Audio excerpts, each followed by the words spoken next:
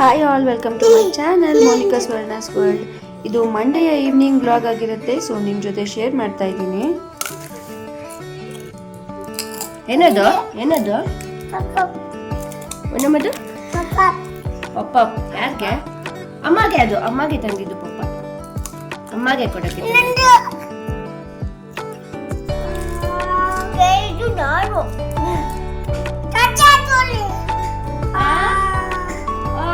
ನಿಂಗೆ ಯಾಕೆ ಕೊಡ್ಲಿ ಅಂದ್ರೆ ನಾನೇ ತಿನ್ಬೇಕದ್ನ. ಓಹೋ ನಿಂಗೆ ಯಾಕೆ ಕೊಡ್ಲಿ ಅಂತೆ. ಕೊಡು ನಂಗೆ ಕೊಡು ನಂಗೆ ಕೊಡು. ಬಚ್ಚಿಟ್ಕೊಂಡ್ರೆ ನಾನು ಎತ್ಕೊಂತೀನಿ. ಬಂದೆ ಆ ಕಡೆಗೆ ಬಂದೆ, ಅಲ್ಲೇ ಬಂದೆ ಬಂದೆ ಬಂದೆ ಅಲ್ಲಿ ಬಂದೆ ಬಂದೆ ಅಲ್ಲೇ ಬಂದೆ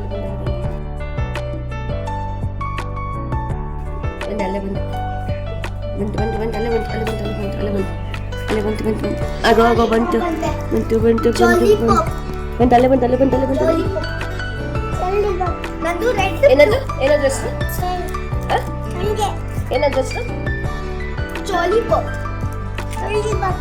ಹೌದಾನೆ.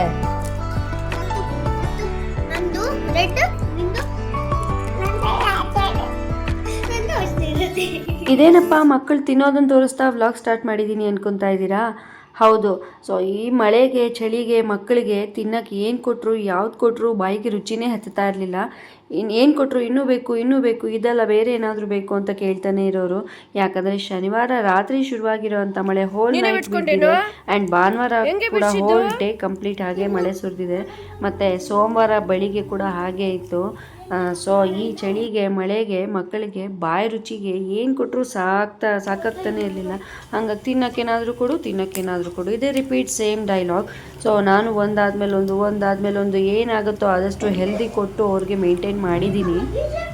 ಕಡಲೆಕಾಯಿ ಪರಿಷೆಗೆ ಹೋಗಿದ್ವಲ್ಲ, ಅಲ್ಲಿಂದ ತಂದಿದ್ದಕ್ಕೆ ದಪ್ಪ ಕಡಲೆಕಾಯಿನೆಲ್ಲ ನಮ್ಮಮ್ಮ ಬೇಯಿಸಿ ಕೊಟ್ಟಿದ್ರು. ಸೊ ಅದಷ್ಟು ಖರ್ಚಾಯಿತು. ಅಷ್ಟು ಖರ್ಚಾಗಿ ಸಣ್ಣ ಕಾಯಿಗಳು ಉಳಿದಿತ್ತು. ಮತ್ತೆ ಬೇಯಿಸಿದ್ರೆ ಖರ್ಚಾಗಲ್ಲ ಅಂತೇಳಿ ಹುರಿದಿಟ್ಬಿಟ್ರು. ಇನ್ ಕೇಸ್ ತಿನ್ನಲಿಲ್ಲ ಅಂತಂದ್ರು ಅಟ್ಲೀಸ್ಟ್ ಅಡುಗೆಗಾದರೂ ಯೂಸ್ ಮಾಡ್ಕೋಬೋದಲ್ಲ ಅಂತ. ಸೊ ಹುರಿದಿದ್ದು ಕಡಲೆಕಾಯಿ ಇತ್ತು ಅಂತೇಳಿ ತಿನ್ನಕ್ಕೆ ನಾನು ತೊಗೊಂಡೆ. ನನ್ನ ಮಕ್ಕಳು ನಾನು ತಿಂತೀವಿ ಅಂತ ಬಂದು ಕೂತ್ಕೊಂಡ್ರು. ಸೊ ನನ್ನ ಮಗಂಗೆ ಬಿಡಿಸ್ಕೊಡ್ತಾ ಇದ್ದೆ, ತಿಂತಾ ಇದ್ದ. ಕೆಲವೊಂದು ಅವನೇ ಬಿಡಿಸ್ಕೊಳ್ಳೋಕ್ಕೂ ಟ್ರೈ ಮಾಡ್ದ. ಸೊ ಹಂಗೆ ಕೂತ್ಕೊಂಡು ತಿಂದಿದ್ದಕ್ಕೆ ಅಷ್ಟು ಕಡಲೆಕಾಯಿ ಖರ್ಚಾಯಿತು. ಅದಕ್ಕೆ ಕೋಪ ಬರುವುದು.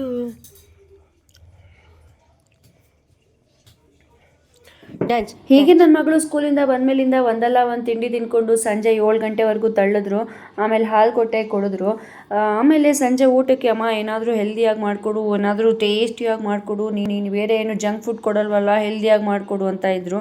ಸೊ ಅದಕ್ಕೆ ನಾನೇನು ಮಾಡಲ್ಲ, ಇರೋ ಅನ್ನ ಸಾರೇ ತಿನ್ನಬೇಕು ಅಂದೆ. ಇಲ್ಲಮ್ಮ ಪ್ಲೀಸ್ ನೀನು ವೆಜಿಟೇಬಲ್ಸ್ ಎಲ್ಲ ಹಾಕಿ ಕಟ್ಲೆಟ್ ಮಾಡ್ಕೊಡ್ತೀಯಲ್ಲ ಮಾಡಿಕೊಡು ಅಂದ್ಲು. ಅವಳು ಬೇರೆ ಇನ್ನೇನು ಕೇಳಿದ್ರೆ ಮ್ಯಾಗಿ ಒಂದು ಕೇಳ್ತಾಳೆ. ಮ್ಯಾಗಿನ ನಾನು ಜಂಕ್ ಫುಡ್ ಅಂತ ಕನ್ಸಿಡರ್ ಮಾಡಿ ಹೇಳಿದ್ದೀನಿ. ಅದಕ್ಕೆ ಅವಳು ನೀನು ಜಂಕ್ ಫುಡ್ ಮಾಡಲ್ಲ ಅಲ್ವಾ ಅಂತ ಕೇಳ್ತಾ ಇರೋದು.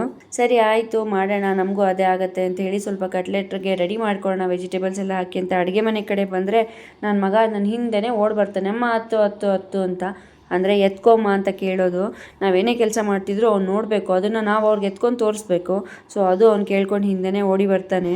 ಸೊ ನನ್ನ ಮಗನ ಆಟ ಆಡಿಸಿ 2 ನಿಮಿಷ ಎತ್ಕೊಂಡಿದ್ದು ಅವ್ನ ಗಮನ ಬೇರೆ ಕಡೆಗೆ ಮಾಡಿ ನಾನು ಅಡುಗೆ ಮಾಡ್ಕೊಳ್ಳೋಣ ಅಂತ ಬಂದರೆ ನೋಡಿ ಇಲ್ಲೂ ಬಿಟ್ಟಿಲ್ಲ. ಸೈಲೆಂಟಾಗಿ ಒಂದು ಕ್ಯಾರೆಟ್ ಎತ್ಕೊಂಡು ಸೈಲೆಂಟಾಗಿ ಎಷ್ಟು ಚೆನ್ನಾಗಿ ಹೊಟ್ಟೋಗ್ತಾ ಇದ್ದಾನೆ. ನಾನಿಲ್ಲಿ ಕಟ್ಲೆಟ್ಗೆ ಯೂಸ್ ಮಾಡ್ತಿರೋಂಥ ವೆಜಿಟೇಬಲ್ಸ್ ಬಂದು ಕ್ಯಾರೆಟ್, ಆಲೂಗಡ್ಡೆ ಮತ್ತು ಬೀನ್ಸು. ಇದ್ರೆ ಬಟಾಣಿ ಮತ್ತು ಬೀಟ್ರೂಟ್ ಕೂಡ ಯೂಸ್ ಮಾಡ್ಕೋಬೋದು. ಸೊ ಮೊದಲಿಗೆ ಫಸ್ಟು ಎಲ್ಲ ತರಕಾರಿನ ಹೆಚ್ಕೊಂಡು ಬಾಯ್ಲ್ ಮಾಡ್ಕೋಬೇಕು. ಸ್ಟೀಮ್ ಮಾಡಿಕೊಂಡ್ರೆ ಇನ್ನೂ ಒಳ್ಳೆಯದು ಅಂದ್ಕೊತೀನಿ. ಬಟ್ ನಾನು ಸ್ಟೀಮ್ ಮಾಡೋಷ್ಟು ಟೈಮ್ ಇರಲಿಲ್ಲ, ಅದು ಟೈಮ್ ತೊಗೊಳುತ್ತೆ. ಸೊ ಹಂಗಾಗಿ ಬೇಡ ಅಂತ ಹೇಳಿಬಿಟ್ಟು ಸ್ವಲ್ಪ ನೀರು ಹಾಕಿ ಅದನ್ನು ಹಾಗೆ ತರಕಾರಿಗಳನ್ನ ಬೇಯಿಸ್ಕೊಂಡು ತೆಗೆದಿಟ್ಕೊತಾ ಇದ್ದೀನಿ. ಆ ಕಡೆ ತರಕಾರಿ ಬೇಯೋಷ್ಟರಲ್ಲಿ ಈ ಕಡೆ 1-2 ಹಿಡಿಯಷ್ಟು ಅವಲಕ್ಕಿನ ನೆನೆಸಿ ಸೋಸಿಟ್ಕೋಬೇಕು. ಆಮೇಲೆ 3-4 ಬ್ರೆಡ್ ಪೀಸ್ಗಳನ್ನ ಮಿಕ್ಸಿ ಜಾರ್ಗೆ ಹಾಕಿ ಅದನ್ನು ಪೌಡ್ರ್ ಮಾಡಿ ರೆಡಿ ಮಾಡಿ ಇಟ್ಕೋಬೇಕು. ಮತ್ತು ನೆನೆಸಿದಂಥ ಅವಲಕ್ಕಿನ ಹೀಗೆ ಕಲಸಿಟ್ಕೋಬೇಕು. ಅಂದರೆ ಮಕ್ಕಳಿಗೆ ಅನ್ನ ಮೆದು ಮಾಡೋಕ್ಕೆ ಹೇಗೆ ಅನ್ನ ಕಲಿಸ್ತೀವಿ ಆ ಥರ ಅವಲಕ್ಕಿನ ಈ ಥರ ಮೆದು ಮಾಡಿ ಇಟ್ಕೋಬೇಕು. ಇಷ್ಟು ರೆಡಿ ಆಗೋ ಟೈಮ್ಗೆ ಬೇಯಕ್ಕಿಟ್ಟಿರೋಂಥ ತರಕಾರಿ ಬೆಂದಿರುತ್ತೆ. ತರಕಾರಿನ ನೀರು ಸೋದಿಸ್ಕೊಂಡು ರೆಡಿಯಾಗಿ ಇಟ್ಕೋಬೇಕು. ಅದನ್ನು ಒಂದು ಸ್ವಲ್ಪ ತಾರಾಗಿ ಬಿಡಬೇಕು.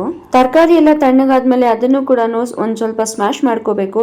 ಎಷ್ಟಾಗುತ್ತೋ ಅಷ್ಟು ಆದಷ್ಟು ಆಲ್ಮೋಸ್ಟ್ ಸ್ಮ್ಯಾಶ್ ಮಾಡ್ಕೋಬೇಕು ಅದನ್ನು.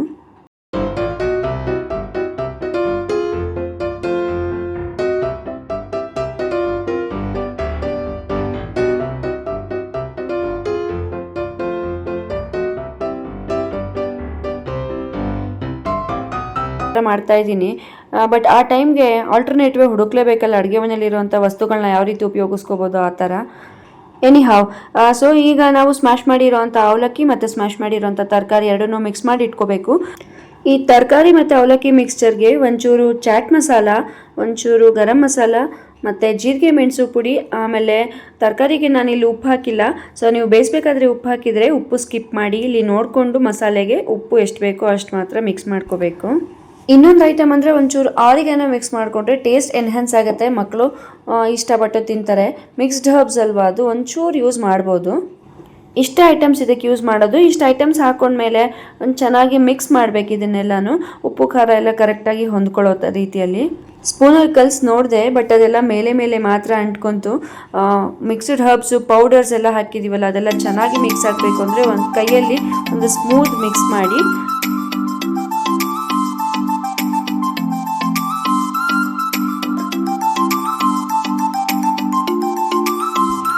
ನನ್ನ ಮಗಳು ಕೇಳಿ ಮಾಡಿಸ್ಕೊಂಡಿದ್ದಂಥ ಫೇವ್ರೇಟ್ ಫುಡ್ ಅಲ್ವಾ, ಅದಕ್ಕೆ ನಾನು ಎಲ್ಲ ಕಲಿಸ್ತಾ ಇದ್ದಂಗೆ ಕೊಡಮ್ಮ ಟೇಸ್ಟಿಗೆ ಅಂತ ಕೇಳಿದ್ಲು, ಅದಕ್ಕೆ ಒಂಚೂರು ಕೊಟ್ಟೆ.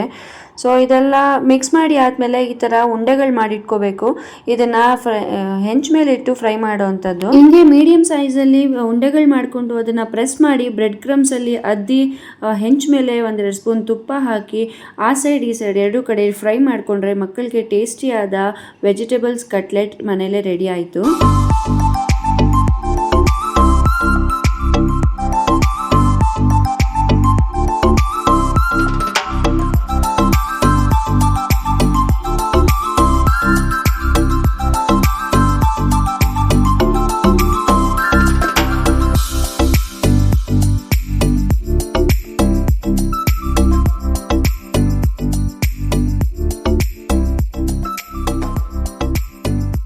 ಬ್ರೆಡ್ ಕ್ರಮ್ಸಲ್ಲಿ ಅದ್ದಿ ಹೆಂಚು ಮೇಲೆ ತುಪ್ಪ ಹಾಕಿ ಎರಡೂ ಕಡೆನೂ ಗೋಲ್ಡನ್ ಬ್ರೌನ್ ಬರೋವರೆಗೂ ಫ್ರೈ ಮಾಡಿಕೊಂಡ್ರೆ ವೆಜಿಟೇಬಲ್ ಕಟ್ಲೆಟ್ಸ್ ರೆಡಿ. ಒಂದು healthy home made kids friendly vegetables cutlet. ಮತ್ತು ತರಕಾರಿ ತಿನ್ನೋಕ್ಕೆ ಗಲಾಟೆ ಮಾಡೋವಂಥ ಮಕ್ಕಳಿಗೆ, ತಿನ್ನಕ್ಕೆ ಬಲವಂತ ಮಾಡಬೇಕಾಗಿರೋಂಥವ್ರಿಗೆ ಇದನ್ನು ಟೇಸ್ಟ್ಫುಲ್ಲಾಗಿ ಮಾಡಿಕೊಂಡ್ರೆ ಮಕ್ಕಳು ಖಂಡಿತ ಎಲ್ಲ ಥರ ವೆಜಿಟೇಬಲ್ಸ್ ತಿಂತಾರೆ. ಒಂದ್ಸತಿ ಟ್ರೈ ಮಾಡಿ ನಿಮ್ಮ ಮನೆಯಲ್ಲಿ. ಮಕ್ಕಳು ಆ ಹೊತ್ತಿನ ಊಟಕ್ಕೆ ಗಲಾಟೆ ಮಾಡ್ದಿರ ಆರಾಮಾಗಿ ಟೇಸ್ಟಾಗಿ ಅವರೇ ಎತ್ಕೊಂಡು ತಿಂದರು ಅಂದರೆ ಅದಕ್ಕಿಂತ ಖುಷಿ ಇನ್ನೇನು ಬೇಕಲ್ವಾ. ಸೊ ಅವ್ರು ಇಷ್ಟಪಡೋ ಥರ ಮಾಡ್ಕೊಡೋದ್ರಲ್ಲಿ ನಮಗೆ ಖುಷಿ. ಆ್ಯಂಡ್ ಅವ್ರ ಹೊಟ್ಟೆ ತುಂಬಿಸಿ ಅವ್ರು ಆರಾಮಾಗಿದ್ರು ಅಂದರೆ ನಮ್ಗೆ ಅದಕ್ಕಿಂತ ಬೇರೆ ಸಂತೋಷ ಇನ್ನೊಂದಿಲ್ಲ.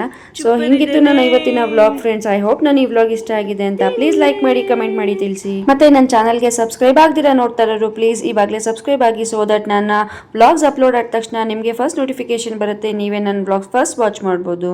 Thanks for watching and meet you all in my next vlog. Until then bye, take care.